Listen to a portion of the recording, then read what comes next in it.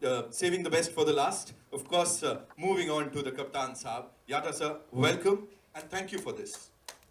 यहाँ जो जो हम लोग बात कर रहे हैं इस समय इस फिल्म की सबसे पहले वो कन्विक्शन आपका भी बड़ा मायने रखता है जब आप ऐसी फिल्म बना रहे होते हैं और उस एरा को रिक्रिएट कर रहे होते हैं. सबसे पहले बताइए उसमें डिफिकल्टी हुई या आसान था सब कुछ? Thank you Nitin ji. सबको नमस्कार, Bollywood media friends and Bollywood audience, सबको नमस्कार. आप क्षमा कीजिए, मेरे को हिंदी बात करना नहीं आता. मेरे को थोड़ा अरबी थोड़ा उर्दू मिक्स होता, क्यों बोल तो हमारे पास निज़ाम है. निज़ाम था उन्हें, निज़ाम वही सिखाया मेरे को, वही आता, तो आप क्षमा करना पड़ेगा. नितिन जी, आप सवाल पूछा है, ऐसा वाला मूवी निकालना बोले तो पहला प्रोड्यूसर को गट्स रहना चाहिए. प्रोड्यूसर नहीं है तो हमें, मेरा माइंड में कितना स्टोर है तो भी, मेरा कितना टैलेंट है तो भी वो नहीं निकाल सकता मैं. मगर मेरा प्रोड्यूसर, मेरा भाई गूडूर नारायण रेड्डी साहब ने ये मूवी निकालेंगे बोल के मेरे को ऑफ़र दिया. मगर मैं भी सोचा, क्यों बोल तो मैं अभी फर्स्ट स्टेप में हूँ. मैं अच्छा हीरो चाहिए, अच्छा हीरोइन चाहिए, कमर्शियल मूवी चाहिए, कमर्शियल फाइट चाहिए.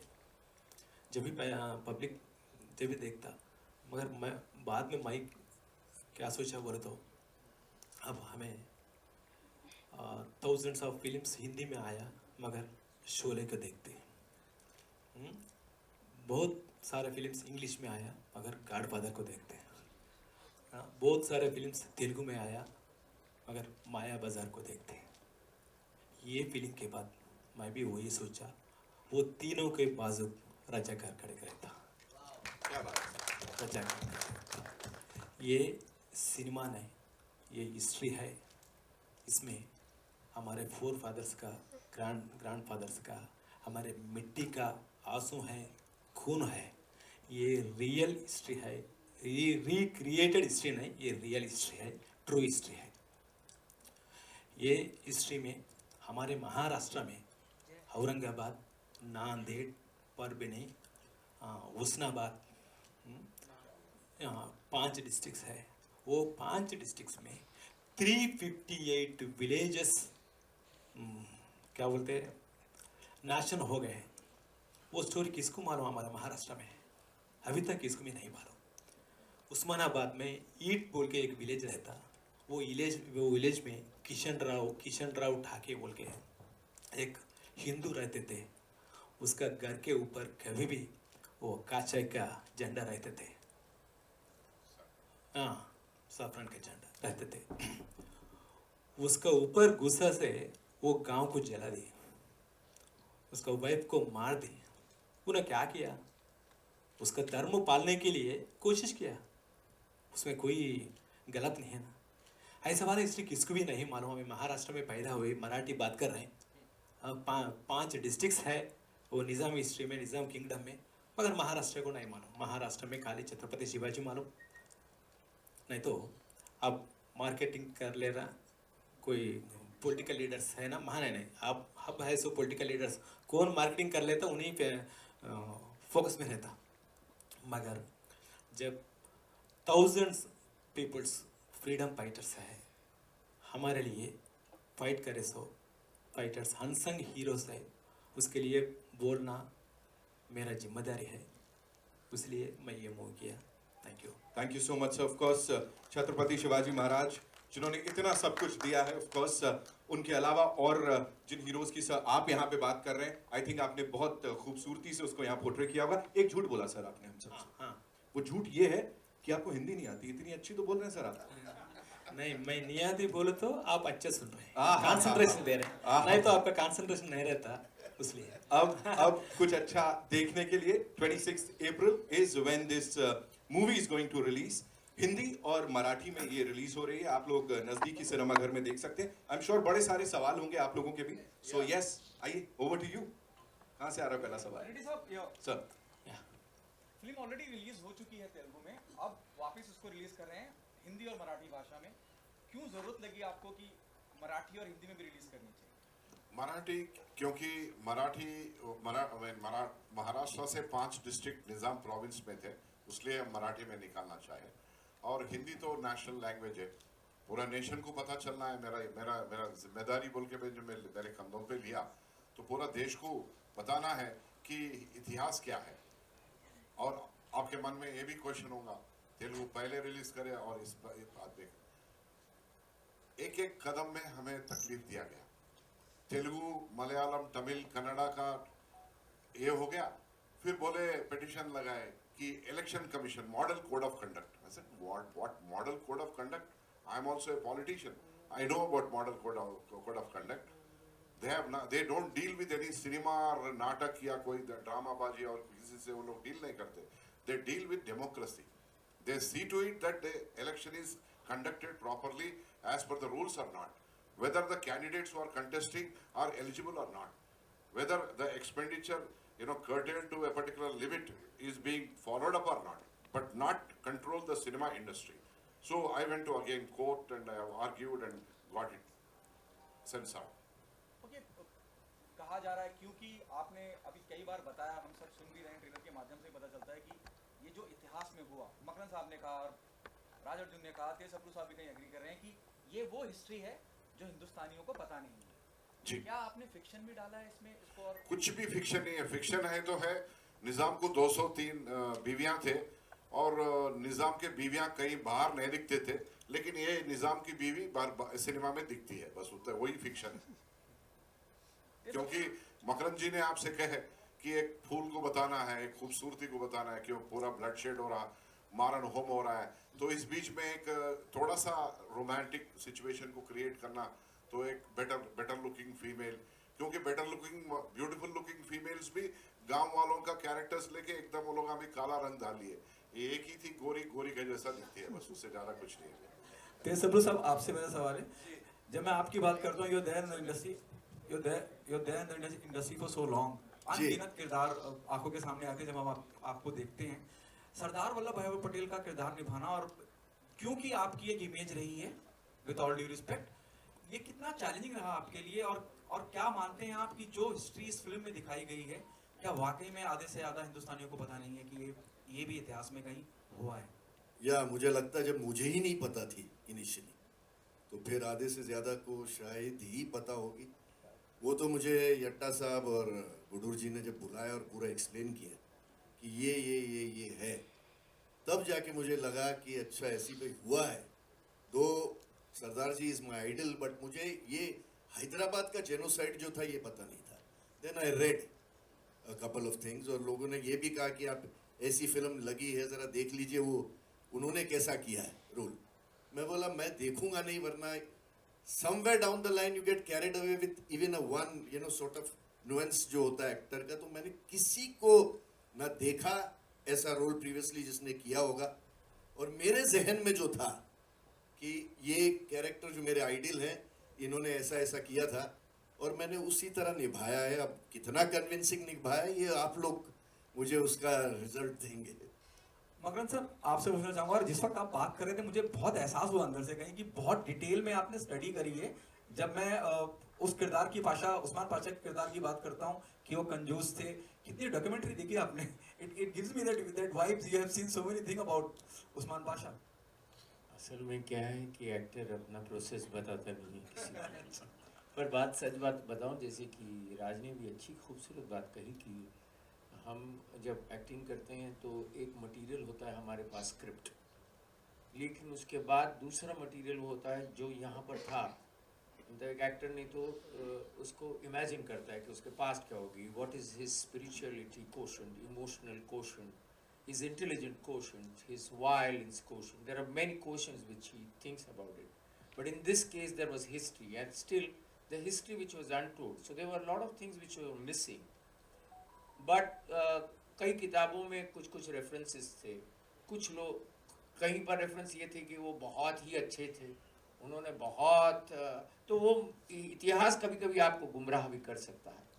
मैंने उसके इम्पोर्टेंट हाइलाइट्स लिए ऑफ कोर्स, और उसके बाद एक बात समझ में आई कि मुझे कास्ट किया गया, मैं तो 5 फीट 10.5 इंच का आदमी हूँ, और वो मीर उस्मान अली खान साहब 5 फीट 3 इंच के, तो कैसे करें उसको। एक मेरे दिमाग में था जो मैंने उतना शेयर नहीं किया, मेरी समझ में आया कि एक्टर थोड़ा झुक जाए और यूं चले अगर, और यूं लेके, तो हाइट का आपको अंदाजा आएगा ही नहीं। और कहीं तो जिक्र था वहां पर कि उनके कंधे झुके हुए थे, और वो शायद हो सकता है कि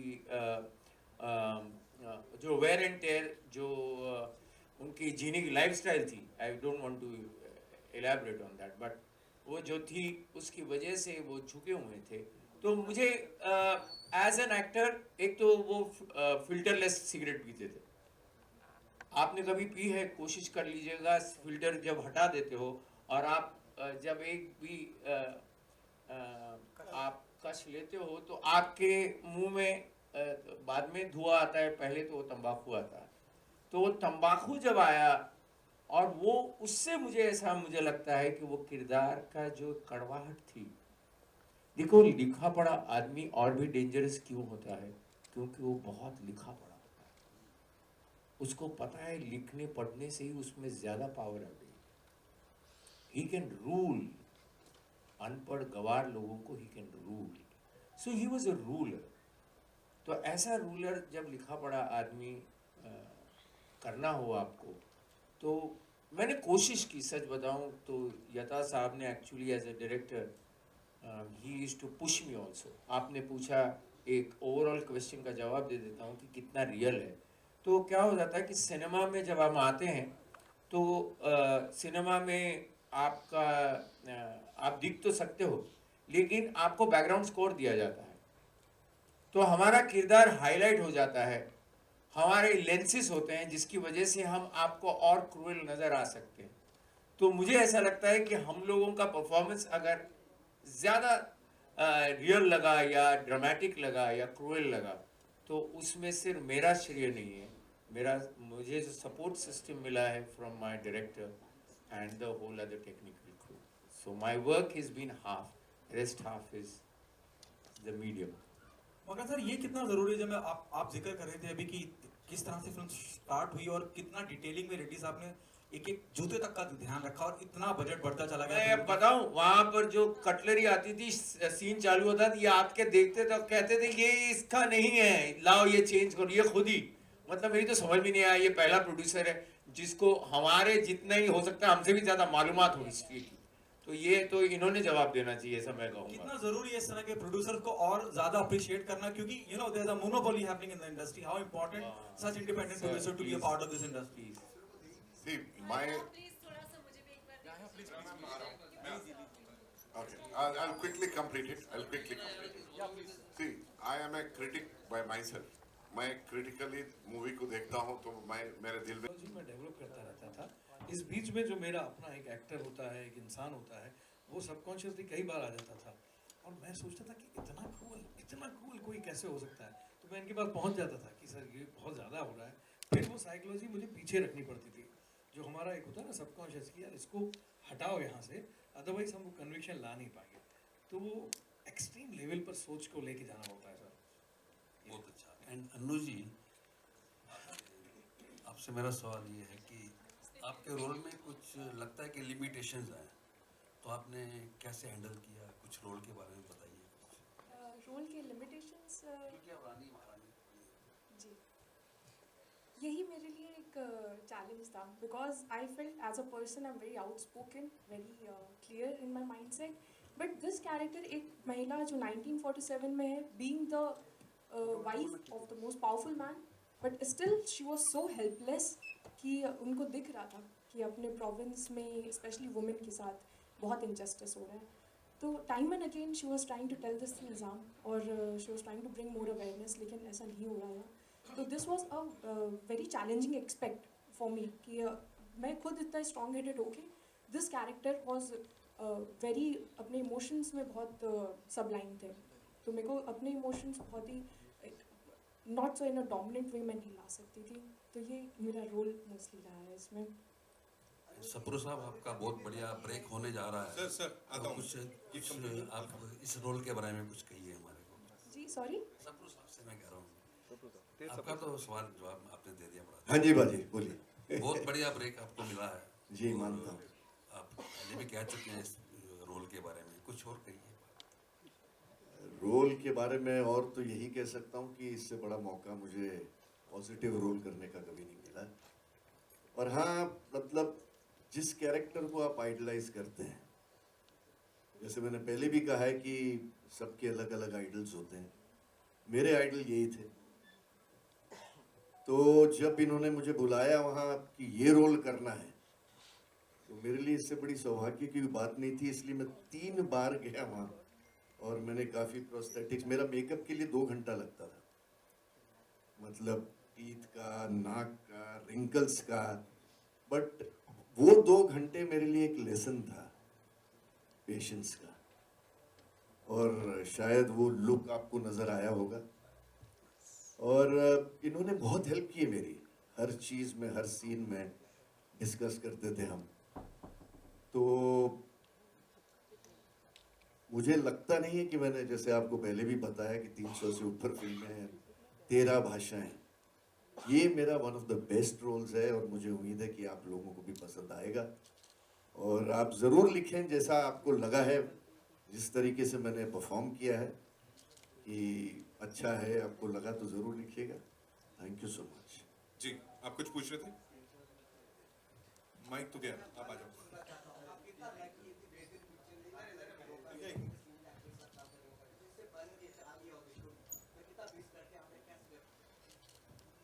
बहुत सारी चीज़ें अब जी, हाँ। इसमें सीखा।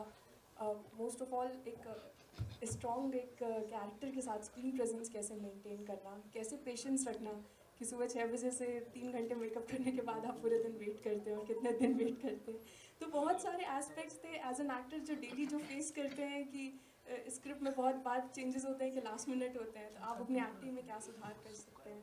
तो बहुत सारी चीज़ें आप ऑन सेट रह के आप सीखते हैं। But I was very blessed कि Makarand ji was very supportive with me. बहुत उन्होंने टिप देते रहते थे। राज सर से मैं जब भी उनके सेट में पहुंचती थी उनसे पूछते रहती सर और क्या इम्प्रूवमेंट ला सकते हैं या उनसे कुछ। तो they have been very very supportive for me and उनसे बहुत कुछ मुझे प्रेरणा मिली आगे काम करने में। मैं हमेशा याद रखूँगी उन्होंने जो सिखाया है।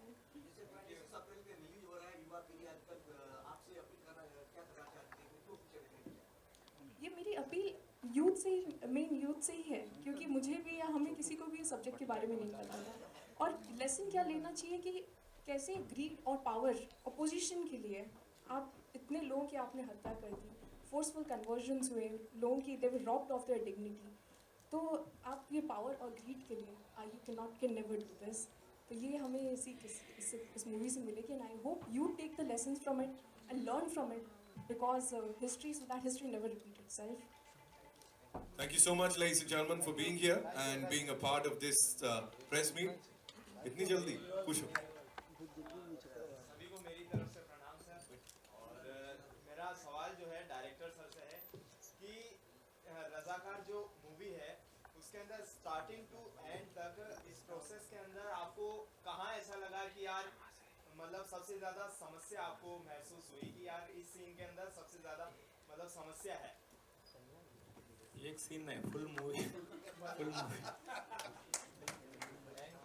ये बड़ा हिस्ट्री है, 224 इयर्स का हिस्ट्री है वो। हाँ, एक सीन कम, एक सीन बड़ा ऐसा नहीं रहता। फुल मूवी में आप ट्रिप करना बोल तो भी मुश्किल हो रहा है, ये नहीं छोड़ना वो नहीं छोड़ना बोल के। समाधान ढूंढ लिया और बना डाली ये फिल्म जिसको इतना सारा प्यार मिलने की पूरी उम्मीद है। Thank you so much for being here and sharing all this हम सब के संग। Thank you sir, thank you so My much. pleasure. I thank each of you, the media friends and well-wishers. Thank you very much. हाँ, कर लेना। We'll do a quick photo op, right, with the entire team और फिर solo.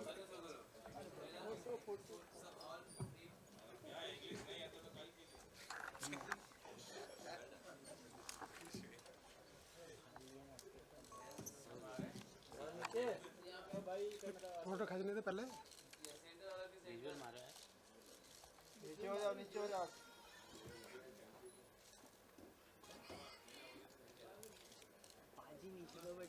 विशाल नीचे तो बैठ।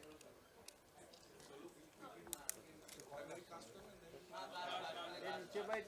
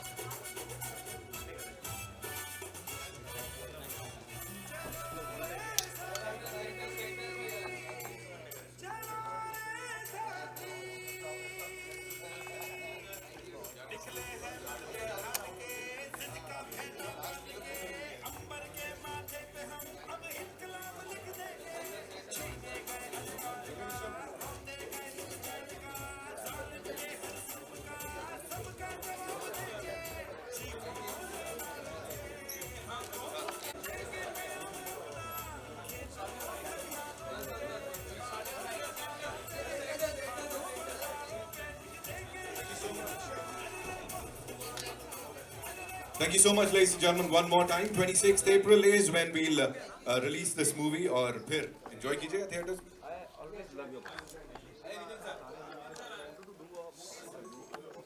तो मतलब कमाल की बात यह है कि कोई भी अंग्रेज या फ्रेंच आदमी या अमेरिकन आदमी मिलने आता था, सिगरेट ऑफर करता था, पूरा सिगरेट का पाकिट ही उनसे ले लेता था, बक्सा ही ले लेता था। बात मजेदार बात यह है कि ऐसे आदमी ने, जो कि लिखा पढ़ा आदमी है, क्या हो गया कि अचानक से जो कहता था एक आंख मेरी हिंदू की एक आंख मुसलमान की है, फिर वो अचानक से धर्म के कारण, फिर बात समझ में आई जितना हमने थोड़ा सा रिसर्च किया कि जब वो अंग्रेजों के साथ वफादार ज्यादा रहा, अंग्रेजों ने हमेशा से उनको एक हाइनेस करके भी एक दिया था, उनको नाम दिया था, और वो आदमी चाह ही रहा था कि जब आजाद हो जाए हमारा मुल्क तब वो हैदराबाद को अलग कर ले, उसको तुर्किस्तान बना ले, वो अलग ही करना चाह रहा था। ये भीतर की बात बहुत कम लोग जानते हैं। तो मुझे जब ये ऑफर किया गया तो मुझे ऐसा लगा कि मकरंद भैया, पता नहीं आपको क्यों यता साहब ने या गुडूर साहब ये फिल्म क्यों बना रहे हैं, और आपको ये मौका मिल रहा है कि एक संजीदा लिखा पढ़ा आदमी अपने धर्म के लिए क्या इतना हिंसा इतनी कर सकता है, इतनी क्रूएल्टी कर सकता है। और खैर फिर उसके बाद जो काम किया गया वो यही था कि एक हिंसा वाला आदमी कितना मतलब आपने देखे होंगे 2 शॉट कि जिसकी आंखों में अचानक से जब आप धुआं छोड़ते हो तो धुएं में भी ऐसा लगे कि बारूद छोड़ रहा है, वो कोई एक जहर है जो डाल रहा है। तो मैं ये बात ज़रूर कहूँगा कि एज एन एक्टर अचानक से मुझे मेरे अंदर का एक, हर एक के भीतर एक क्रूएल आदमी होगा ज़रूर, तो मेरे अंदर का क्रूएल आदमी निकल गया ये किरदार करके, ये मैं कहना चाहूँगा। पहले ही शॉट में सर जब वो ऐसे आप धुआं छोड़ रहे हो ना, सच में वो दिख रही है नफरत। पर एक बात बताऊं, इसमें मेरा मज़ेदार एंट्री दी है इन्होंने कि इतना दुनिया का सबसे अमीर आदमी है, उनके एक रस्म होती थी हर निज़ाम कि एक सोने का सिक्का उनको दिया जाता था, उसे छूते थे वापस लौटा देते थे, लेकिन ये आदमी रख लेता था, ये 7वां जो निज़ाम था, ये कंजूस था, ये रख देता था। तो एक ऐसा सिक्का गिर जाता है और वो सिक्का मिल नहीं रहा है, तो इन्होंने एंट्री वो रखी है कि वो अपने नीचे झुक कर ढूंढता है और उसे अपनी लकड़ी से ढूंढ कर लाता है, और वो किस्सा ढूंढ कर रखता है अपने वापस पॉकेट में। और एक मज़ेदार बात ये थी कि उसके पास जेकब हीरा था, जो हीरा कहते हैं कि बहुत ही 7 एक हीरे होंगे दुनिया भर में, तो वो उनके पास था। तो हम सोच रहे थे उसका क्या करें, मतलब थोड़ा सा हम जो क्रिएटिव लिबर्टी लेते हैं, वो उसका पेपर वेट की तरह इस्तेमाल करते थे, माइंड यू, पेपर वेट की तरह इस्तेमाल करते थे। तो हमने उसके हाथ में जो लकड़ी दी थी स्टाफ, उसके ऊपर वो लगा दिया था, और उससे वो अपनी खुजली करता है, अपने पैर में जब खुजली होती है उसे खुजलाता है। तो वो सब करते हुए ऐसा लगा मुझे कि पता नहीं यार, एक एक्टर होना कितना इम्पोर्टेंट है कि अचानक से आप इतिहास में उतर कर आप वो किरदार निभाते हो। मैं अपने आप को थोड़ा सा भाग्यशाली समझूंगा कि मैं इस फिल्म का हिस्सा हूँ, और मैं इनके लिए ज़रूर ये कहना चाहूँगा कि हम हमेशा देखते हैं कि बड़े स्टार्स आते हैं और उसका बजट 100 करोड़ 200 करोड़, और फिर वो बड़ा स्टार होता है वही 100 करोड़ ले जाता है, इसलिए फिल्म 150 करोड़ की 200 करोड़ की होती है। लेकिन इस फिल्म को 50 करोड़ की बनाना इसका मतलब है इनका कन्विक्शन कितना है, बनाने वाले का भी, कि हम एक्टर चाहते हैं जो किरदार में दिखें कि ये निज़ाम लगे, इसलिए इसे कास्ट किया गया है। तो तहे दिल से मैं इन दोनों का शुक्रिया अदा करूँगा कि आपने ये फिल्म बनाई और मैं इसका हिस्सा हूँ। धन्यवाद sir, thank you so much. Moving on to लौह पुरुष, श्री सरदार वल्लभ भाई पटेल का इतना खूबसूरत किरदार जो यहाँ पे निभाया है। तेज सर प्लीज मुझे बताइए सबसे पहले कि लौह पुरुष के बारे में और क्या क्या पता लगा, बिकॉज यहाँ कई चीजें पता लग रही हैं आपकी रिसर्च में। What all did you get to know about him? नमस्कार आप सब लोगों को। मैं जब मुझे बुलाया गया हैदराबाद लुक टेस्ट के लिए, वैसे मेरी पहली फिल्म सुरक्षा लगी थी 1979 में एज अ लीडिंग मैन। 3-4 फिल्में करके मैं ऑन द लीडिंग साइड, फिर मैंने नेगेटिव रोल्स करना शुरू किया था, फिर बाद में कैरेक्टर रोल्स किए। तो जब मुझे इस रोल के लिए बुलाया गया तो 3 बार मेरे लुक टेस्ट हुए और अल्टीमेटली रेड्डी साहब और यट्टा साहब ने फाइनल किया मुझे। 3 look test, lot of prosthetics, तो और मुझे एक्सप्लेन किया गया ये रोल। वैसे मैंने ग्रेजुएशन हिस्ट्री में की थी अपने कॉलेज एल्फिंस्टन से, तो एक ढांचा सा था। एंड सरदार साहब हैज़ बीन माई आइडल। बहुतों के अलग अलग हैं, किसी का गांधी जी हैं, किसी के नेहरू जी हैं, किसी के सुभाष चंद्र बोस हैं, लेकिन मेरे आइडल यही थे। और जब मुझे उनका रोल निभाने का सिल्वर स्क्रीन पर मौका मिला तो आई थिंक मेरे लिए इससे बड़ी गर्व की बात और कुछ नहीं है। 46 years, over 300 films, the only actor to do 13 languages, इतना मैंने किया हुआ है। लेकिन मैं आपको ये बता दूं कि ये रोल जो है ये मेरा लाइफ का one of the best roles है। ये आप जब देखेंगे तो शायद मैं बताएंगे कि मैंने कैसा किया है। And I hope convinced you कि एक नेगेटिव एक्टर जो है रोल्स करने वाला, उसने पॉजिटिव कैसे किया है। एक छोटा सा आपको इंसिडेंट बता दूं कि प्राण साहब जो थे वो, मतलब जब से मैंने कदम रखे इंडस्ट्री में, मेरे फादर थे, उनके जैसा कोई विलन उस दौर में नहीं था। लोगों ने अपने बच्चों का नाम प्राण नहीं रखा कभी, तो इतनी दहशत थी उनके नाम से। लेकिन एक फिल्म, सिर्फ एक फिल्म, मलंग बाबा उपकार, मनोज जी ने उनको पॉजिटिव रोल में लिया और उसके बाद हिस्ट्री है। उसके बाद प्राण साहब ने सिर्फ पॉजिटिव रोल्स किए हैं। तो मेरे लिए ये हिस्ट्री वैसे भी है और आई थिंक इसके बाद again it will be repeated. Thank you so much. Thank you so much, sir. Raja, I'll come to you.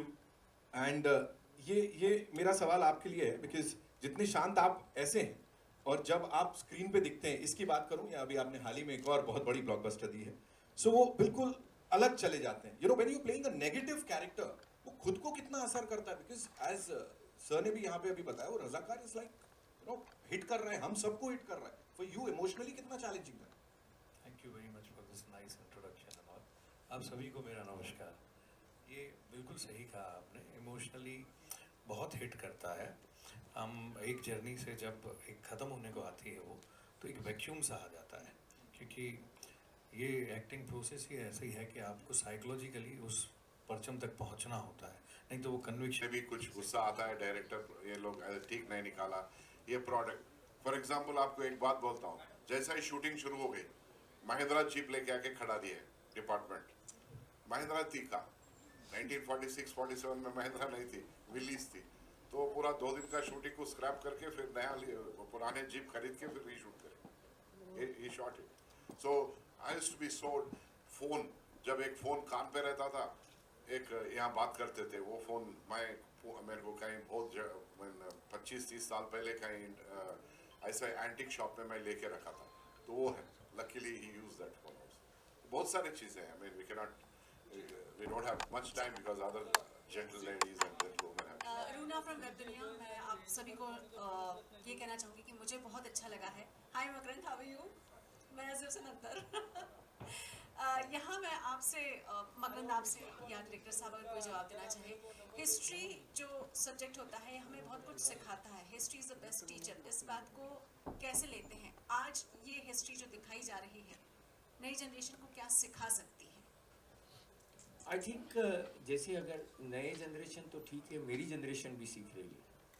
मतलब हमें भी नहीं पता था क्या होता है कि हम अपना जीना शुरू कर देते हैं, हम इतने उलझ जाते हैं अपने जीवन में कि हम भूल जाते हैं कि हम 26 जनवरी मना लेते हैं या 15 अगस्त मना लेते हैं, लेकिन हम भूल जाते हैं कि वहाँ तक पहुँचने के लिए क्या क्या गुजरा है, किस चीज़ से गुजरे हैं। और जहाँ तक कला का ये एक इम्पोर्टेंट कर्तव्य है कि वो आपके सामने, समाज के सामने अपना वक्त तो रखे ही, लेकिन उस वक्त तक जो पहुँचे हैं वो विचारधारा को भी आपके सामने रखना पड़ेगा, तभी तो आपको समझ में आएगा आज का आदमी ऐसा क्यों है।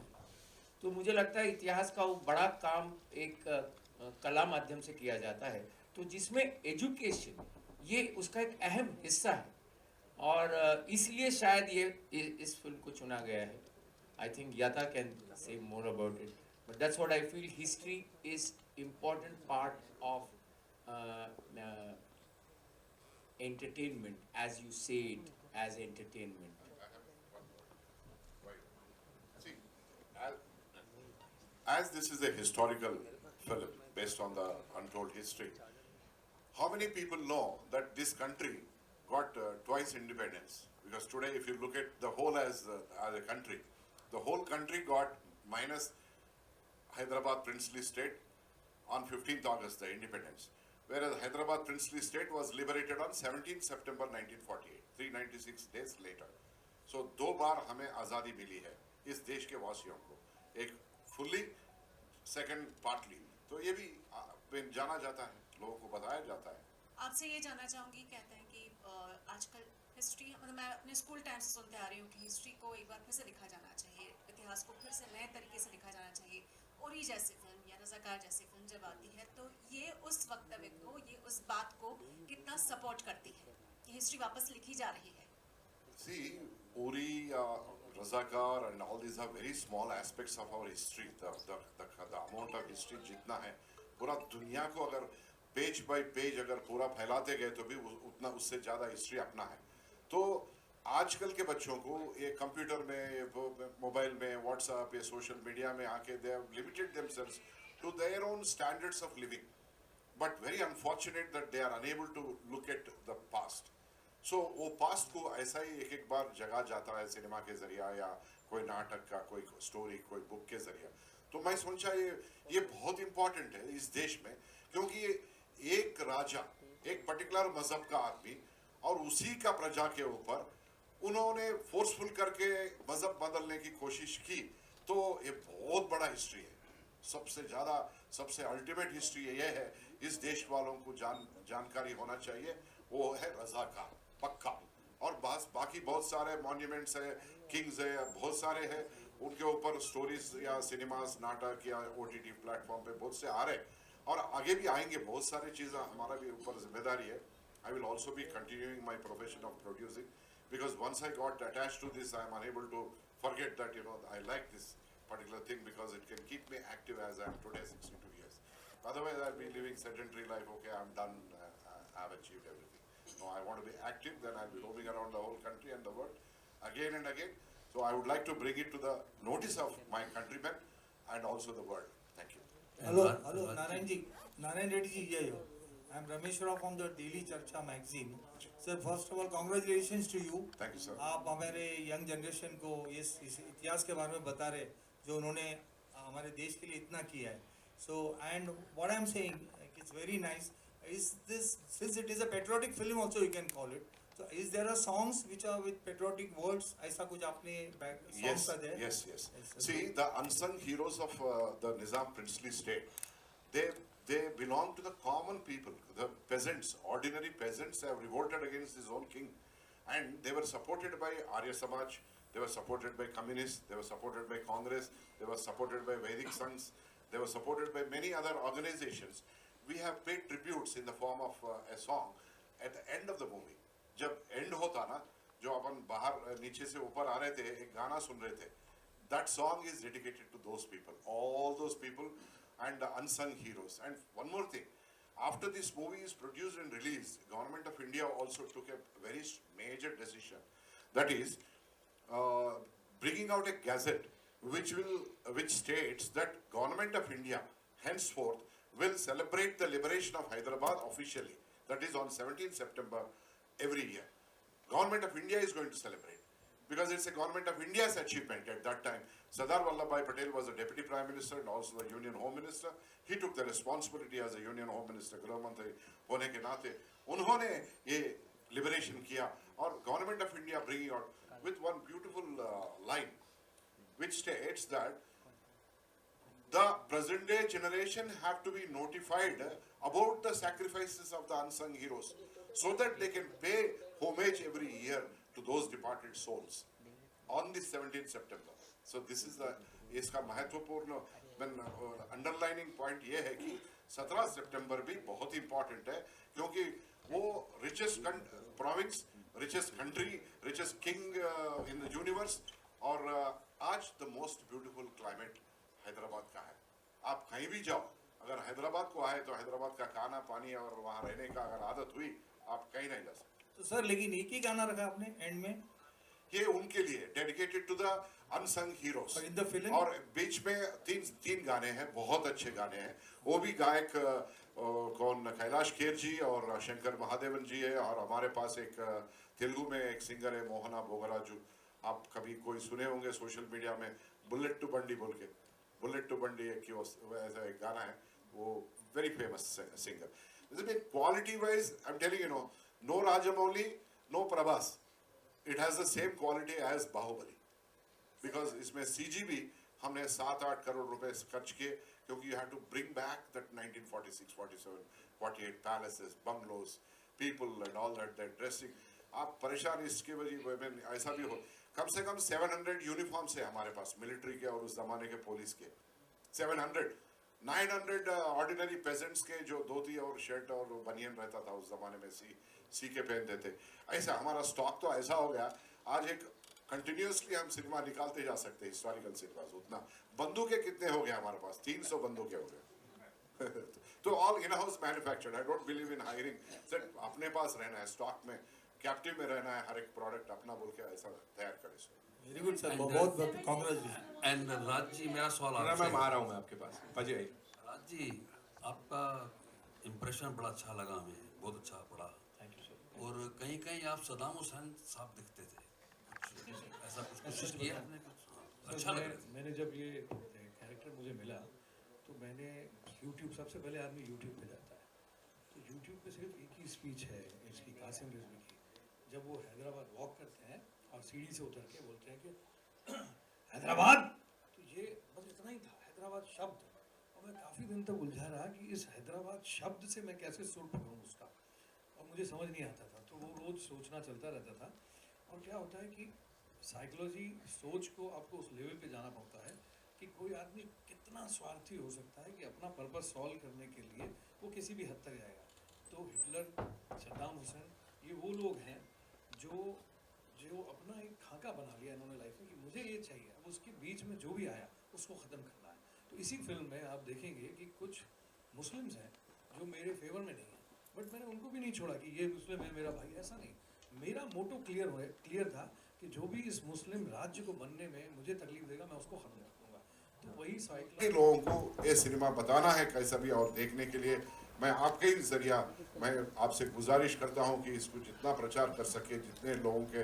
पास में लेके जा सकते लेके जाइए धन्यवाद thank you so much sir आपने जैसे कहा एक छोटा सा सवाल आपने कहा आपने इसको अपना कर्तव्य समझा लेकिन जब आपने इच्छा जताई होगी that you want to make this film you want to produce this film उस वक्त क्वेश्चंस उठे थे बिकॉज जैसा मैंने कहा बस बहुत है at the same time noise भी बहुत है सर तो ये सिनेमा जैसा ही हम कंसीव किए नाम और stories we started shooting we have never declared because you know again it is a delicate matter so because we are living in such a place and where majority of अपने भाइयाँ अलग अलग मजहब के लोग हैं हम किसी को भी दिल में मतलब दर्द या तकलीफ नहीं पहुंचाना अरे क्या कर रहे we want to give it as a surprise but जैसा ही इंटेलिजेंस सोर्सेस के जरिया लीक हुआ गवर्नमेंट को क्योंकि एक दो लोग हमारे भी जो बाहर थोड़ा मैसेज बाहर गया तो वो जो सत्ते में थे हमारा एक गंदा चीफ मिनिस्टर था KCR बोल के सबसे वो भी रजाकार का बच्चा है तो रजाकार का लिविंग पर्सन है वो उसके लिए उसको लोगों ने उसको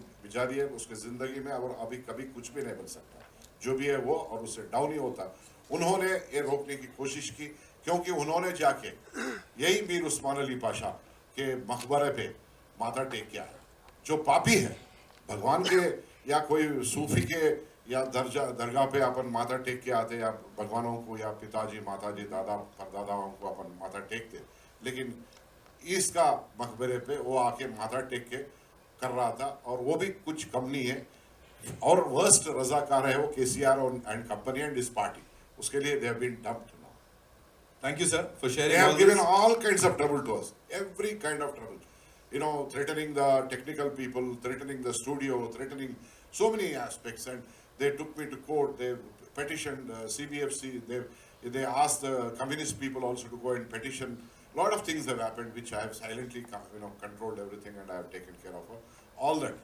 हम सितंबर 2023 में ही इस सिनेमा को रिलीज करना चाहे, लेकिन आज अप्रैल 26 तारीख हो गया ऑल इंडिया रिलीज करने के लिए।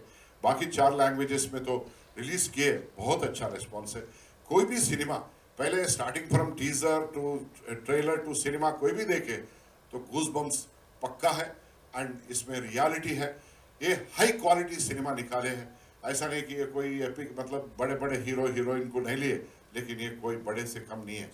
और हमारा डायरेक्टर भी बहुत ही काम अच्छा किया, और जब उन्होंने ये प्रोडक्ट को स्टार्ट किया वो 16 करोड़ बोला, मैं बोला 20 तक रेडी था, फिर 25 तक रेडी हो गया, क्योंकि we have to create 1947 and 48, then it went to 51 crore. So it is no less a picture than या बाहुबली या ऐसा पिक्चर, क्योंकि you have got the each and every micro thing also. मतलब जूते को भी मैं बहुत ही इंपॉर्टेंस दिया। ब्रिटिशर जूता पहनता तो उसके ऊपर गंदा नहीं रहना, एकदम ब्राइट शाइनिंग होना है। जीप देखे तो आप विल्लीज जीप देखेंगे 1945, 46, 47 का। लॉरी जो मिलिट्री की जो इस्तेमाल करते थे उस जमाने का, हर चीज़ हम बहुत ही केयर लिए इस प्रोडक्ट को आपके सामने लाने के लिए। और आप इसको, इस मूवी को देख के अपने दोस्त, अपने रिश्तेदार और अपना कम्युनिटी में फैलाना है, ताकि आने वाले पीढ़ियां शांति से जी सके और फिर रजाकार पैदा ना हो। Thank you. 26 अप्रैल 2024 जब ये फिल्म रिलीज होगी आपके नजदीकी थिएटर्स में, जाइए आप भी जानिए इस अनटोल्ड हिस्ट्री के हिस्से को। सो वेलकम, बहुत बहुत स्वागत है। आपके साथ साथ और भी दिग्गज कलाकार जो इसमें हैं उनको बुलाना चाहूंगा। We'll start with of course लौह पुरुष की भूमिका में नजर आ रहे तेज सबरू साहब, लेडीज एंड जेंटलमैन, जोरदार तालियां हो जाए। This legend here, हमारे साथ, another stalwart from the industry, please sir, आइए। अभी कुछ दिन पहले एक ब्लॉकबस्टर का हिस्सा रह चुके हैं। बायोपिक्स की बात करें या सच्चाई से जुड़ी जो पिक्चरें होती हैं उसमें जरूर नजर आते हैं। राज अर्जुन साहब के लिए जोरदार तालियां हो जाए। Come on, a brilliant actor from the industry. ये ऐसे कलाकार हैं जो बहुत ज्यादा हल्ला नहीं मचाते, लेकिन इनका काम हल्ला मचाता है। Welcome sir. And of course someone who is gorgeous, someone who is very talented, और इस फिल्म के साथ डेब्यू कर रही हैं। Ladies and gentleman, please put your hands together for Anushriya Tripathi. She is here with us. अरे बोल रे साथी हल्ला बोल। And that's all about it. Of course, the captain of the ship, ladies and gentlemen, Yata Satyanarayan साहब के लिए एक बार जोरदार तालियां।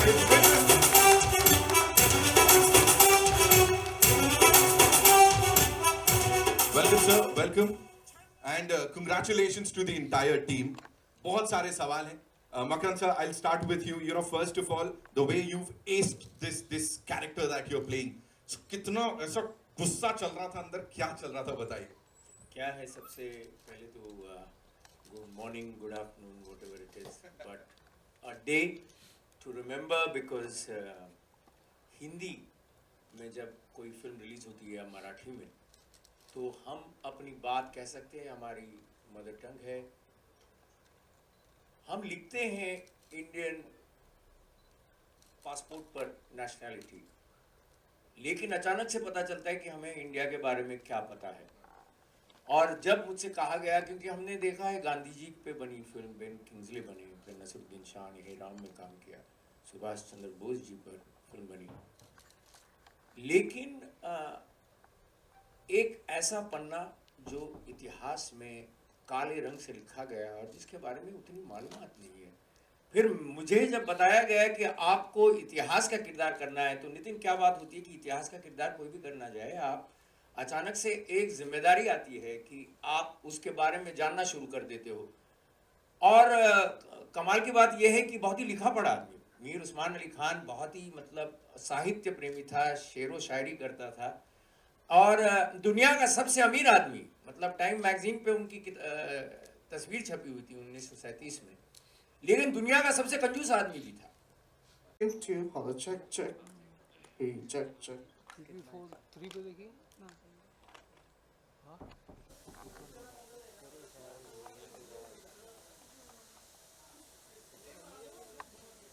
अरे भाई लाइट और लगाइए बस इतना। लाइट बस। लाइट कल तो ओके किया है, 4-5 बजे 5 बजे ओके किया है यार। भेजता हूँ मैं इवेंट रूम करता हूँ। मैंने भी पहली बार देखा। ये है वाह, वो मैं हूँ।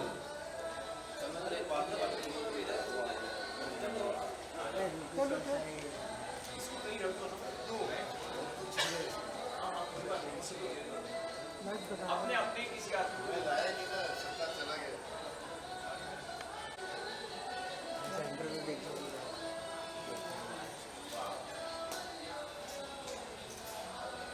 सर यहाँ पे देखिए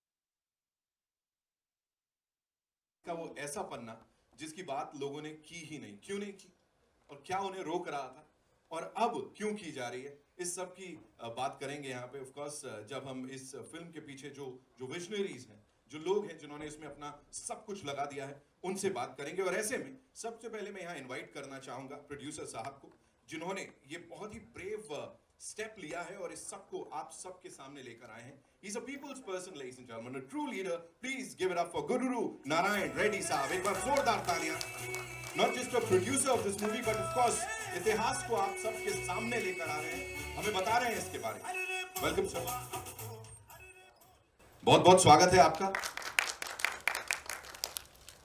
थैंक यू सर। अभी मुंबई मीडिया से, ऑफ कोर्स महाराष्ट्र से बड़े सारे लोग हैं यहाँ पे, उनसे मुखातिब हो रहे हैं, आप क्या कहना चाहेंगे सबसे पहले? मैं तो सबसे पहले as a producer I want everybody to go and watch this movie because as our anchor said that untold history के पीछे कितने तकलीफें उठाए हैं उस जमाने के हैदराबाद प्रोविंस के लोग, वो आज का पूरा तेलंगाना है और 5 districts of Maharashtra and 3 districts of Karnataka. So कोई राजा अपना इतिहास में, मतलब जब से मानव पैदा हुआ उस जमाने से लेके आज तक, कोई भी हेड ऑफ द स्टेट और कोई राजा महाराजा कोई भी, या कोई when you can say even the worst guy also has not inflicted injuries which cannot be cured at any time कोई किसी से भी धोए तो, even if you wash with a nectar, those sins cannot be washed. Those were the sins committed by the last Nizam of Hyderabad, Mir Usman Ali Pasha, and his private army called Razakar. 76 साल हुए ये सब हादसे होके, ये हादसा नहीं बोलते, ये मेहम बोल सकते हैं, जेनोसाइड बोल सकते हैं। जहां पे उस राजा ने वो उसका गद्दी को संभालने के लिए उसको हैदराबाद निकाल के उसको तुर्किस्तान बना के पाकिस्तान के साथ जोड़ने का जो सपने देखा, वो सपने के वजह से सब लोगों को हिंदू, मेजॉरिटी हिंदू को इस्लाम में कन्वर्ट करने का कोशिश किया। जो भी कन्वर्ट नहीं हुए उनको मार दिया गया, औरत को रेप कर दिया गया और उनके प्रॉपर्टी को भी सीज जब्त करा दिया गया। इतने सारे हादसे हुए, तो क्यों नहीं निकाले आज तक, क्यों नहीं निकाले? डेलिकेट मैटर है। डेलिकेट मैटर चंद लोगों के लिए होगा, लाख के लिए होगा, करोड़ के लिए होगा, लेकिन इस भारत का बच्चा है गुडूर नारायण रेड्डी के लिए डेलिकेट नहीं है। ये मैं कर्तव्य समझ के मैं इस सिनेमा को प्रोड्यूस किया, क्योंकि इतिहास को सामने लोगों के सामने लेके आना है। फिर ऐसे इतने मतलब कुछ भी कितना भी बुरा नाम दे इन रजाकारों को, वो नाम सबसे worst name in the universe आने वाले दिनों में या कैसों दिनों में वो दे सकते तो दे सकते, क्योंकि ऐसे फिर पैदा नहीं होना। ऐसा जो भी ग्रुप या whatever it is you can say, ये फिर ऐसा इस देश में पैदा नहीं होना, ताकि अपने बच्चे, अपने पोते पोतियां जो भी है, आने वाले पीढ़ियां शांति से जी सके। क्योंकि एक तरफ से बोलते हैं अपन गंगा जमुना तहजीब से जिएंगे, जरूर जिएंगे हम। बहुत जितने भी लोग इस देश में हैं, 142 करोड़ लोग, सब गंगा जमुना तहजीब से जिएंगे। सब हम भारत माता के बच्चे पहले, उसके बाद में बायोलॉजिकली अपने पेरेंट्स के बच्चे हैं। जो भी आदमी इस धरती पे पैदा होता, भारत मेरा माता है, वंदे मातरम बोलना जिम्मेदारी है मेरी फर्ज है बोल के जब समझते हुए आगे बढ़ेंगे, यही मैसेज मैं लोगों को देना चाहा। क्योंकि आज का जमाने का जो है 142 करोड़ का पॉपुलेशन में, इसमें कम से कम 100 करोड़ पॉपुलेशन अपना देश में है। उसके लिए youngest country in the universe बोलते हैं, वो 18 साल से 35 साल से उम्र में है, वो 100 करोड़ लोग। उनको जानकारी लाने का जिम्मेदारी मुझे लॉर्ड बालाजी ने मुझे दिया है, क्योंकि मैं उनका दर्शन करने के लिए जिस दिन 27 जनवरी 2022 के दिन मैं गया था, वहीं पे मुझे ये इंट्यूशन वेरी स्ट्रांगली आया जैसा ये फ्लाइट लैंड होते। मैं आप पूछेंगे ऐसा एकदम ऐसा आते ही होता क्या? नहीं। तेलंगाना में जो जितने भी मेहम, जितने भी हिंसात्मक घटनाएं हुए हैं 176 साल पहले, वो हम बचपन से सुनते हुए आ रहे, देखते हुए आ रहे। We can see the dilapidated burbs, dilapidated bungalows और blasted bridges and blasted government properties, ये पूरे चीज हम बचपन से देखते हुए आ रहे। तो एक दिन था वो 27 जनवरी 2022 के दिन, स्ट्रांगली मैं दर्शन के लिए गए, उस टाइम पे जो दिमाग में आया, उस सेकंड से आज तक इसी सब्जेक्ट पे है। क्योंकि भारत में जितने भी है मेजॉरिटी आएगा ही नहीं। अब मैं बॉडी लैंग्वेज ले आऊँगा, मैं जेस्चर ले आऊँगा, मैं स्पीच ले आऊँगा, मैं डिक्शन पे ठीक काम कर लूँगा, लेकिन अगर मैं उसमें सोलली उतरूँगा नहीं तो वो कन्विक्शन बाहर भी नहीं पहुँचेगा, और उसको पहुँचने में अपने आप को तकलीफ में तो डालना ही पड़ता है। बट ये चुनाव मेरा ही है और मुझे इसमें बहुत सुकून मिलता है, बहुत। मुझे हर बार जब भी मैं कोई इस तरह का काम करता हूँ तो मुझे लगता है कि जीवन जो है सार्थक हो रहा है। जिस तरह का सिनेमा मैं करना चाहता हूँ, जिस तरह की एनर्जी मैं भेजता हूँ, मैं बार बार यही विश करता हूँ कि मुझे टफ से टफ रोल जो है वो किसी तरीके से पहुँचे।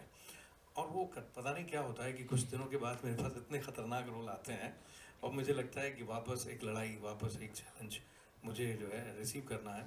तो तकलीफ़ का दौर तो तब भी रहता है कि जब उस रोल की तैयारी करनी हो, और जब वो चला जाता है तो आप न मैं एक्टर हूँ और न मैं वो किरदार हूँ, तो वो भी तकलीफ़ का दौर रहता है। अनटिल अनलेस कि इमीडिएटली आपके पास कोई प्रोजेक्ट हो। मेरी कोशिश रहती है एक टाइम पे एक ही काम करूँ ताकि मैं उसमें जान लगा पाऊँ। तो ये है, लेकिन उसका एक अपना मज़ा भी है। वो बहुत सुकून दे जाता है और वो इतनी ताकत दे जाता है कि आप आने वाले कुछ महीनों में आप वापस एक चुनाव करते हो कि अब क्या और अब कौन सी फिल्म। तो मेरे लिए यही एक खुराक है।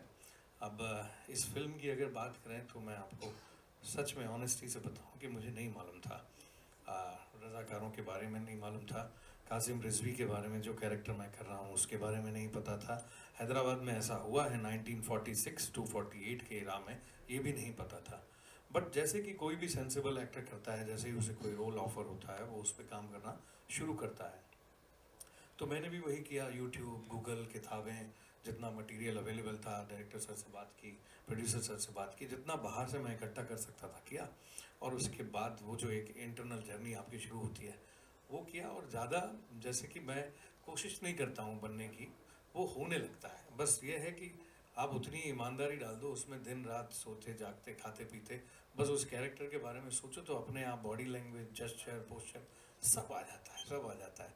और इसी ज़िंदगी का एक एक्टर को बहुत मज़ा आता है, और मैं उसी मज़े को ले रहा हूँ अभी। और इस फिल्म के बारे में मैं आपको कहूँ, मैं ऑनेस्टली बोल रहा हूँ कि मैंने, जैसे कि हमने बहुत सारी बड़ी तेलुगु फिल्में देखी हैं, और तेलुगु सिनेमा जो है वो कुछ ऐसी बड़ी बड़ी फिल्में हैं जैसे बाहुबली, पुष्पा, RRR, स्वाहो, सोहो, एंड ये सारी फिल्मों के लिए जाना जाता है। तो मैं आपको ये यकीन दिलाना चाहता हूँ कि इसका जो लेवल है ना वो उसी तरह की फिल्म का है। मतलब तेलुगु इंडस्ट्री की या तेलुगु सिनेमा की जब जब बात होगी ना, तो उसमें रज़ाकार का नाम ज़रूर लिया जाएगा, ज़रूर लिया जाएगा। ये मेरा वादा है आपसे।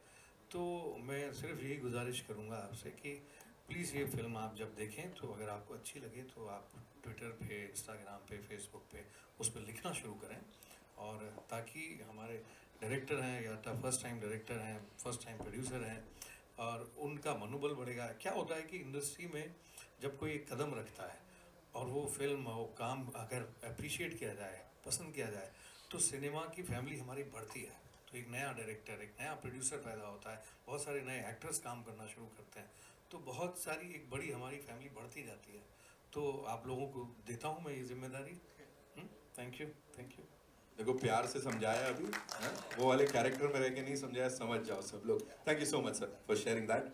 अनुश्रिया, this one's for you. Welcome to the movies first of all. Thank you so much. You know- Warm welcome indeed. Talking about this film, you know, it's a pan Indian film, right? आजकल इसकी हम बात करते हैं, और यहाँ पे ये प्लेटफॉर्म मिलना, ये डेब्यू मिलना with this amazing cast, क्या बोलना चाहोगे सबसे पहले? सबसे पहले तो मैं बहुत ज़्यादा मैं थैंक यू बोलना चाहूँगी मेरे को ये कैरेक्टर देने के लिए याटा सत्यनारायण जी हमारे डायरेक्टर का, एंड हमारे प्रोड्यूसर गुड्डू नारायण रेड्डी जी का, जिनके स्ट्रॉन्ग कन्विक्शन, विल पावर और फेथ के कारण ये स्टोरी आज हम यहाँ आगे लेके आ पाए हैं। 2 साल पहले जब इन्होंने ये स्टोरी मुझे पता चली तो आई फेल्ट सैड कि कैसे being an academically inclined student मुझे इस सब्जेक्ट के बारे में नहीं पता था, और मुझे स्टोरी देख के समझ में आ गया कि this movie is going to create history, and इसमें पार्ट मिलना means we are going to create history. So that is why I was very excited, really looking forward to it. And one small thing I want to share specially to the youth of the nation, हमें नहीं पता है सरदार वल्लभ भाई पटेल के बारे में इतना, और हमारी पूरी टीम, हम कल स्टैचू ऑफ यूनिटी गए अपनी श्रद्धांजलि देने के लिए सरदार पटेल जी को। तो वहाँ पे गाइड ने एक छोटी सी बात बोली कि ये जो मटेरियल बना है पटेल जी का, 112 metre tall it stands, that is going to last for at least 1000 years तक डैमेज नहीं होगा। What is the significance of it कि 1000 साल तक वो टॉल खड़े रहे। तो आप ये मूवी देखिए तो आपको फिर समझ में आएगा क्यों आगे की 10 सेंचुरीज तक मेरे बच्चे, हमारे आगे कितने जनरेशन तक सरदार वल्लभ भाई पटेल को याद रखें, क्योंकि सरदार वल्लभ भाई पटेल हैदराबाद को दिल बोलते थे, हार्ट बोलते थे हमारे भारत का, एंड ही मेड श्योर कि वो दिल का टुकड़ा ना टूट जाए। बस thank you so much. Thank you so much. इससे पहले मैं डायरेक्टर साहब से बात करूं, ये बनता है सवाल सर के साथ, यू नो, वो केमिस्ट्री कैसी रही स्क्रीन पे, और क्या सीखने को मिला और क्या नहीं सीखा? बिल्कुल what was that one thing Makarand sir के बारे में जो ये है कि नहीं, मेरे को ये नहीं, बस ये नहीं सीखना। मैं इतना बता दूं कि वो आ गई और मुझे अचानक से लगा कि कुछ ज़्यादा ही खूबसूरत कोई तो आपके साथ आ गया, और मुझे ऐसा लगा कि यार किरदार में रहूं, इससे ज़्यादा कुछ नहीं हो सकता। सही बात है, कभी कभी क्या हो जाता है, आप नहीं बहुत खूबसूरत सी चीज़ आपके घर ले आ जाते हो और फिर उसको मैच करने के चक्कर में कपड़े पहनना शुरू कर देते हो। तो ये जब आ गई सेट पर तो ऐसा लगा, पीछे बैठी हुई थी, कैमरामैन भी मुझसे ध्यान हट गया, उसका ध्यान थोड़ा इनकी तरफ हुआ, मतलब मेकअप वाले हो, कॉस्ट्यूम वाले हो, सब कुछ। अचानक से हमें भी लगा कि ये पूरी ऐसी फिल्म में, इंटेंस फिल्म में एक खूबसूरत लड़की आ गई, तो क्या होगा anyway, but I Very, must very say humble words. she Thank you was so much. present, she was confident, she added to the scenes which अचानक से आपको एक कहते हैं ना कि एक महक भी चाहिए होती है, फूल की महक भी चाहिए होती है फिल्म में, where we are seeing the bloodshed and she was the one, I must say that. मेरे लिए तो यस मेरी ट्रेनिंग स्टार्ट हुई 3-4 मंथ्स के लिए। जो मेरे ट्रेनर थे, जो एक्टिंग के गुरु जी थे, जिन्होंने सिखाया, उनका शुरू से ही था कि आपको मकरंद जी के साथ अपना स्क्रीन शेयर करना है। सो आपके कारण स्क्रीन प्रेजेंस उनका नहीं ख़राब होना चाहिए। तो वो मोटिवेशन बहुत स्ट्रॉन्ग था कि he is one of the most legendary actors in our generation, और उनके साथ स्क्रीन शेयर करना मेरे लिए बहुत बड़ी सौभाग्य की बात थी। And finally he made me so comfortable on screen. मुझे इतना डर लग रहा था इनके साथ, लेकिन पूरे टाइम छोटी छोटी टिप्स देना, तो आप बहुत कुछ सीखते हैं जब फाइनली आप एक इतने बड़े एक्टर, और not just one, all 3 actors I have seen on screen, मतलब लोकेशन में भी कैसे परफॉर्म कर रहे हैं, उनको देखना, उनसे बहुत चीज़ें सीख के ये मेरा सौभाग्य था बस। Thank you so much.